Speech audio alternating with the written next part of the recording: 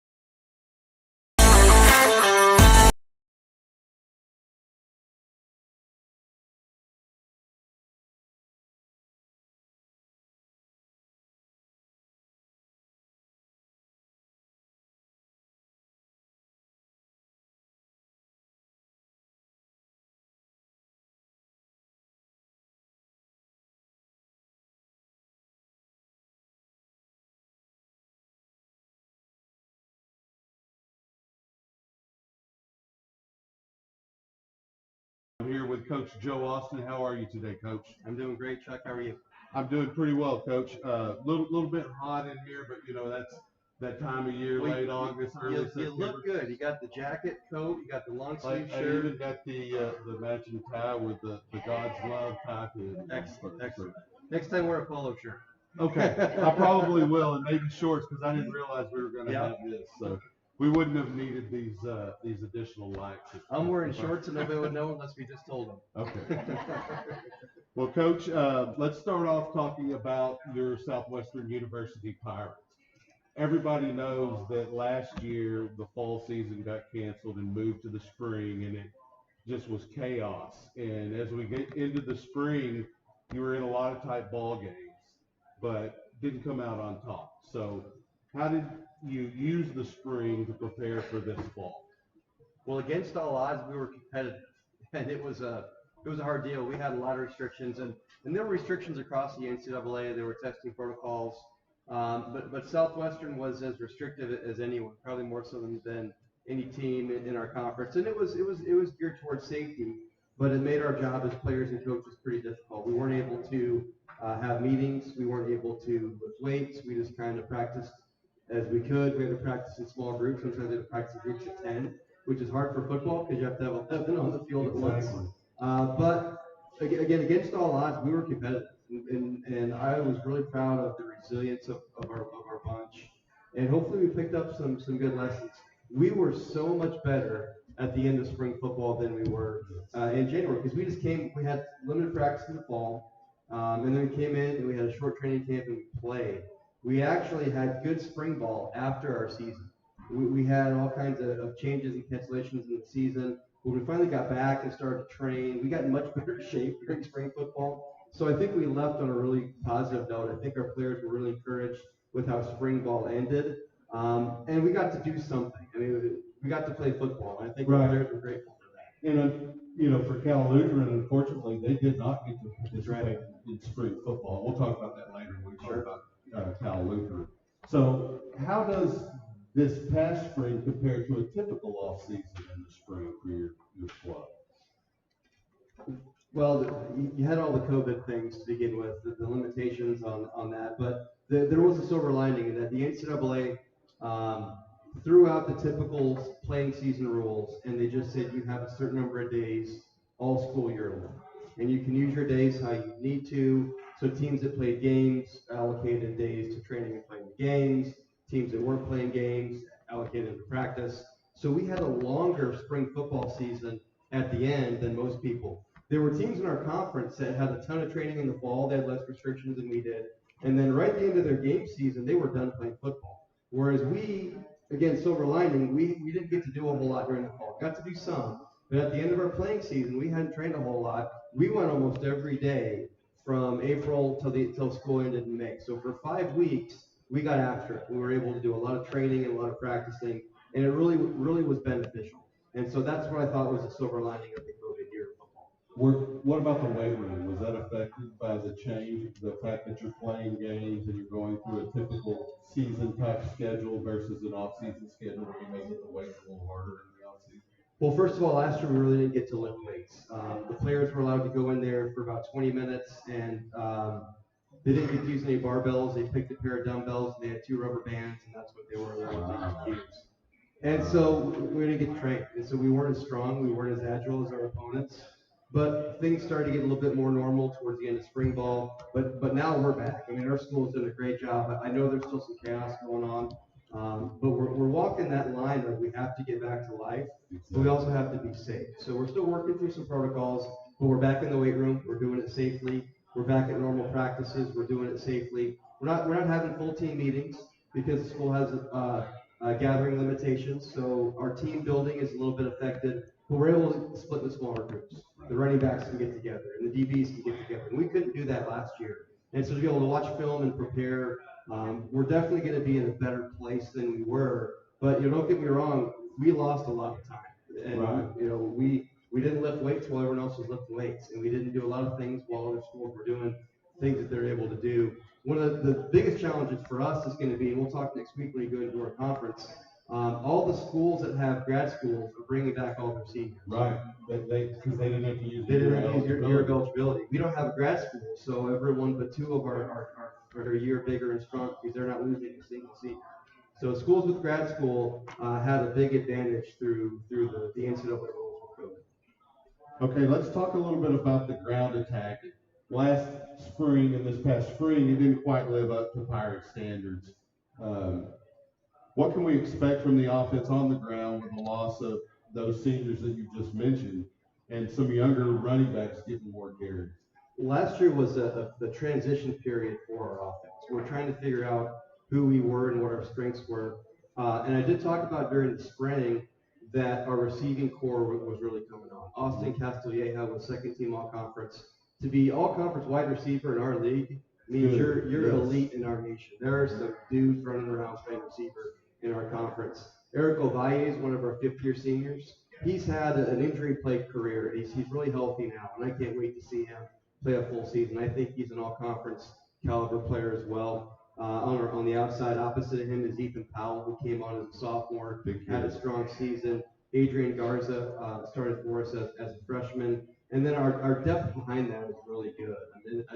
I could list all 8 guys. When you start listing guys, you forget somebody, and then you feel real bad. And somebody's mad at me. And so I'm just going to talk about those 4 stars. But our depth there is really good as well. And so what we did in spring ball is we installed an offense that really fits our quarterbacks and really fits our receivers, because we got to do that short season with them and see what their talents were. Right. So I think we're really on the right track with what we're trying to do to fit our schemes to our players. And we'll definitely have a lot of running backs that are going to play. Brandon Jennings is going to be on tonight. He's our oldest player at that position. Okan is a player that didn't get a lot of time last year, but had a really strong spring, really good training camp. Gio Taisegui, and then there's some freshmen as well. Jaquan Marion's coming on. So it's really deep. We've got guys coming off of injury like DJ McCown. So there's really good competition at our running back position. And again, I know I'm going to leave someone off that list, but it's a good group. And our offensive line is going to look very different. There could be 3 freshmen starting for us by the middle of our season. We've got a really good incoming group of freshman offensive linemen that are pushing our older players, which is really healthy for a football team. But it's a really good incoming group, and not to predict that they'll all be at that level, but if they progress, there's 3 of them that could definitely push to be starting as we move through the season. Well, and along the lines of that offense, you've got a quarterback who's had a little bit of experience. In the shortened season, he had 178 yards on the ground, 760 yards in the air with 5 touchdowns. What can we expect from the former Mr. Texas, Landry Gilpin? Hopefully Landry can take a step forward in consistency. He's a freelance player, and so part of what we're doing with our schematics is we're steering into that. We're going to give him the ability to move the pocket and run around and do the things that fit his skill set by design. And so hopefully we'll get more consistency. Hopefully his comfort level of what we're going to do is going to come up, because the way college football is your quarterback has to play well. Right. It's just the modern game. Cut blocking's gone. All the a lot of the things that kind of make the quarterback a ball distributor is pretty much gone. Unless you're Alabama, you can just mash everyone in the entire nation. You've got to have a quarterback that plays efficiently and plays real consistently. And that's what we're going to look for with Landry. We've got developing who's been a starter for us in the past.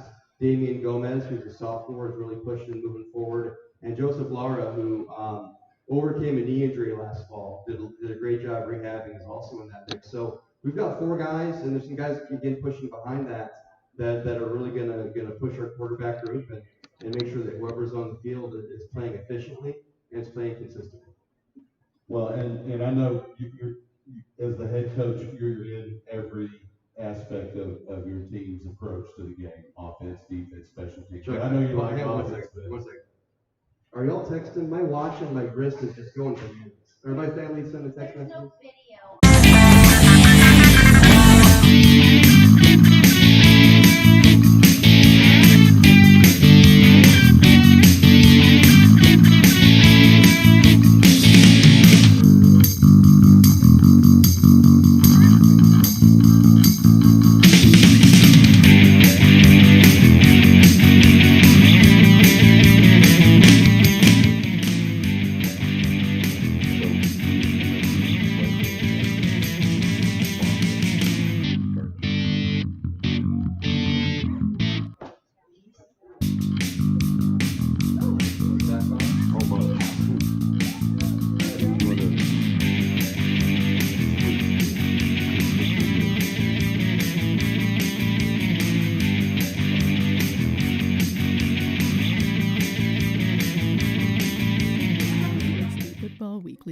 thank the following corporate sponsors for making this broadcast possible: ANTIOCH Georgetown, Chapel Realty Group, Roger Chapel, Chick-fil-A, Chisholm Trail Pediatrics, CJ's Catering, Hewlett Chevrolet Buick Volkswagen, Double Dave's Pizza, Eagles Wings Home Services, First Texas Bank, Gary Brown CPA, Georgetown Commercial Properties, Georgetown Shirt Company, Georgetown Title, Groove Line Productions, HEB, Hello Georgetown, John F. Lewis CPA, Mighty Fine, Minuteman Press Waterboy Graphics, Primerica Financial Solutions Derek McGill, Ross and Champion CPAs, Rudy's, St. David's Georgetown Hospital, Schlotsky's, Sheraton Austin Georgetown Hotel and Conference Center, Stephanie Featherstone State Farm, Upstream Investment Partners Scott Olson, Whataburger, and Wolf Ranch. Be sure to thank these local businesses for sponsoring your Southwestern Pirates.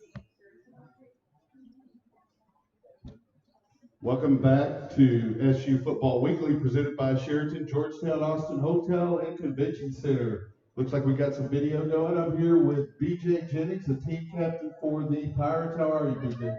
Good. So, talk a little bit about the spring. You know, we heard Coach give the appropriate coach line, coach speak related to the spring. But how does it affect players to, deal with playing in the spring, the short season, miss the fall, all of that mess that went on? Talk about that a little bit. Yeah, so it's actually kind of fun. It was kind of fun to play all year. We got to go in the fall and then in the spring, and then from there, it was just fun. I enjoyed it. I'm glad the other guys enjoyed it as well. Now, you're a captain, right? You don't just fall into a captainship, right? It's something you earn. So it also commands a lot of respect from, both coaches and teammates. So what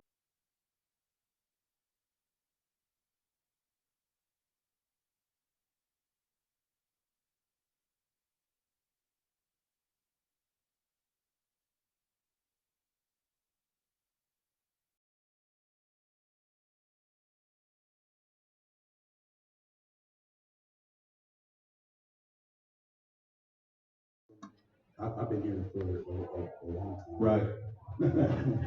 Some guys said like 6, 7 years. It's always seems longer than that actually. But it's just an honor. Those guys left a good legacy for me to follow, and I just try to follow. Well, and obviously as a leader, you're vocal, you have to be, but you also have to lead by example, because you can be as vocal as you want to be, but the old saying, actions speak louder than words. So talk about how you have to push through practice sometimes, and even when you're feeling bad, you got the rest of the team to think about. Yeah, guys are always looking to me. The first thing, everything I do, guys are the model. So it's really just on me, to get the guys going, to bring energy every day and just be consistent in doing that. Now, some of the younger guys, they seek you out for advice, class scheduling, girls, things like that. All the time. Over the summer, I was texting almost all the incoming freshmen, asking them questions. I'm like, hey, I'm glad you're coming to Southwestern. Do you need anything? Do you have any questions about what practices are going to look like? Like any professors, they're asking about professors, which professors to take. It's just been a journey. Well, and you're creating relationships and friendships that you'll have for the rest of your life. And that's something that can't, that's invaluable. So let's talk a little bit about Cal Lutheran. I know y'all spent some time looking at film. It's probably a couple of years old because they didn't get to play in 2020 because of COVID. That's your role. Yeah, that's my role. A lot of guys have been talking to their position coaches about how they can get better and what things they need to improve on, because we're deep everywhere. So those guys are pushing me, pushing whoever it is at any position. Yeah, speaking of that, how much does that competition help you? How much does it motivate you when you got those guys breathing down your neck for your playing time? It motivates me a lot.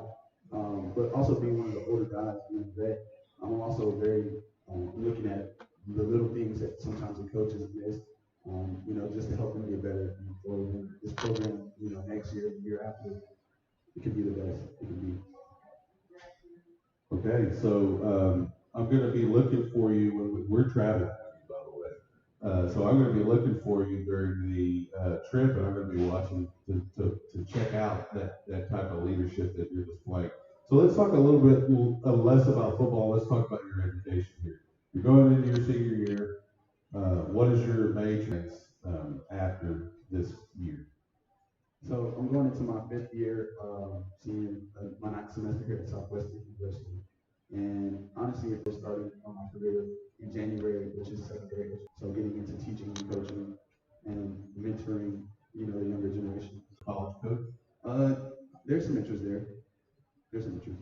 So you have a particular area that you're looking at, like a town, or you just go wherever the job is? Wherever God takes me. Okay. Well, that's a great answer because you should go where he's leading you to go. Okay. We're going to take a quick break and we'll be back with Nick Hackett. I appreciate your time. I wish you luck. And like I said, I will be watching for you, Nick. We'll be right back on SU Football Weekly, presented by the Sheraton, Georgetown, Austin Hotel and Convention Center with Nick Hackett.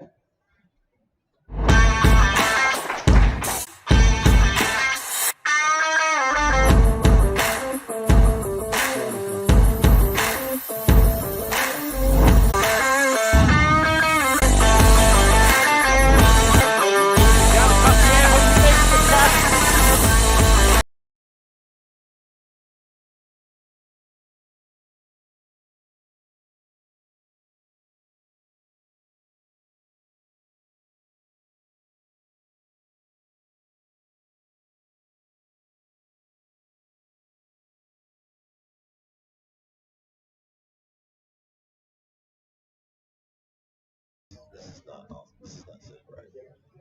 So, I mean, I don't know what to do at this point. Ready?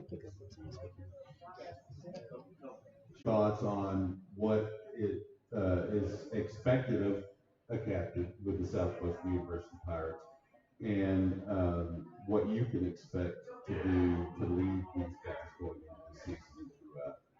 Yeah, no, so being a captain, it's a great honor. I'm so glad I was selected to do that. It really comes down to service, being of service to my team. Whatever it means, whether it be organizing, community service events, whether it be, making sure everyone knows where to go for practice, what time practice starts, getting emails and texts throughout the night, with updating schedules as it always happens.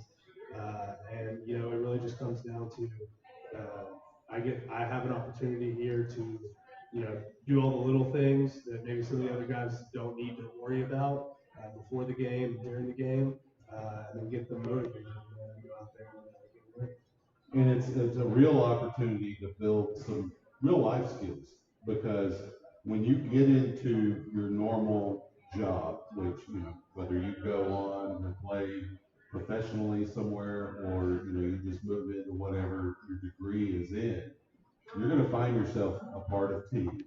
You're going to find yourself leading teams from time to time, and the skills that you're learning here as a captain with the Southwestern University Pirates will serve you well in those roles in the future. So speaking of that future, what is your degree in, and what are your plans after your senior? Yeah, so I'm getting a major in business and I'm minoring in exercise sports science and economics. I just added the exercise sports science, so I can play another semester. So that'll be bad.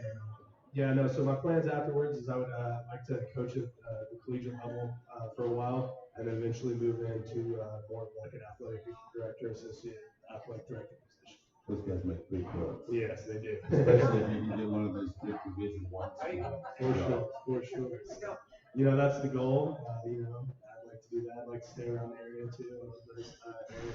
So you're from North Texas, though, right? Yeah, Northeast Texas. Northeast Texas.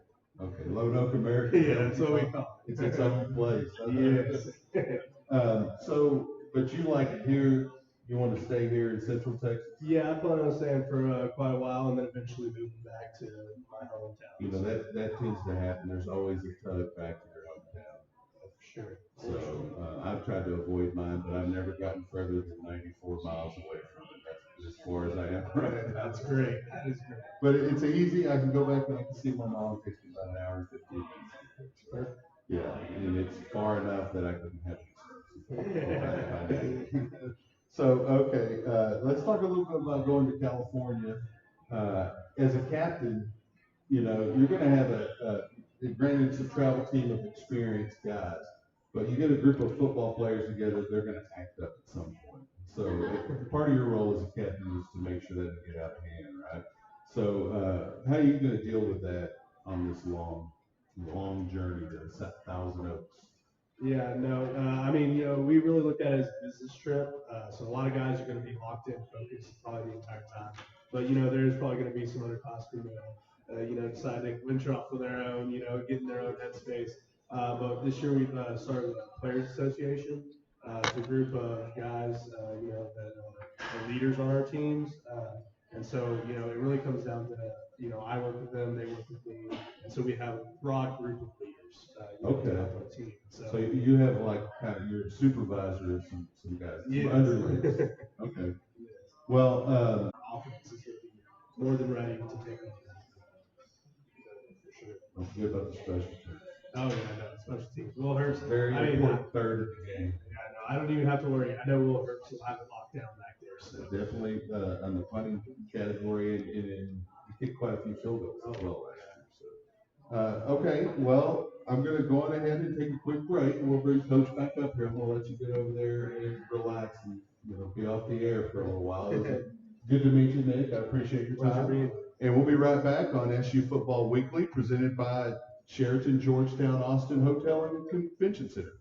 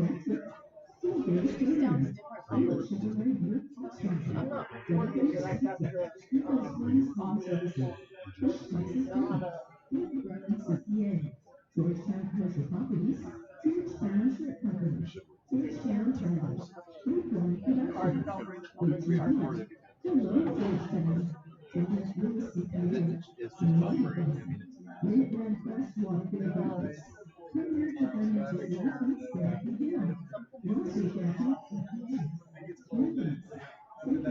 Georgetown Hospital, Sheraton Austin Georgetown Hotel Conference, Stephen Patterson State Farm, Richmond Investment Partners, South Basin, Florida Vision, and Volker. T-shirt license local businesses for sponsoring your Southwest Republic.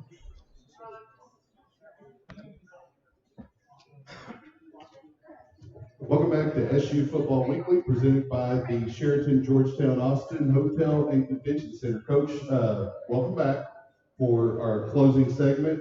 We're going to talk a little bit about Cal Lutheran and the Kingsmen. I did a little bit of research on them, and I'm just going to ask the questions as I wrote them down. How about that? So, how do you stop at least slow down a player like Jawan Thomas? He's got 8 touchdowns, and he averaged 80.5 yards per game with 175 and 2 scores against Pomona Pitzer and 214 against Claremont Mudd Scripps. So how do you deal with a receiver like this? Well, the same way we deal with it every week. We see those guys all the time. And so it'll be a challenge. The strength of their football team is their wide receiving core. They have all their starters back. They'll have a new starting quarterback that he was on their team and does have some playing experience. But it's going to be a big challenge. One of our big objectives is to limit explosive plays for our opponent in the passing game. But it'll definitely be a challenge. It's the strength of their team, and so I think a big storyline will be how well we do with taking away their strength. Well, that's where that experienced secondary can come in and be helpful. And with a guy like Nick Hackett and his crew there on the front line, put pressure on their quarterback, that should help as well. Nick's got a big head. I'm still trying to shrink this thing back down. I can relate to that. So this Southern California Intercollegiate Athletic Conference, the one that Cal Lutheran participates in, and we've talked about it a couple of times already, they did not play in 2020. So does the experience your Pirates gained this past spring give you an advantage over the Kingston this Saturday in terms of game speed and experience? Well, we'll see. They practiced last year. They weren't totally without football, but their conference didn't schedule any contests. So we told our team, and I'm going to tell them again throughout the week, is we need to be really good at what we do and make it we can play a good game, a solid game, and kind of just carry the momentum. Because we had, as we said in the first segment, the end of our spring ball, we were actually coming around and starting to do some good things, and we needed to pick up from there versus where we left things in March. Well, they also have a couple of stellar defenders that are coming back. They received recognition in their last season, which they played, so 2019.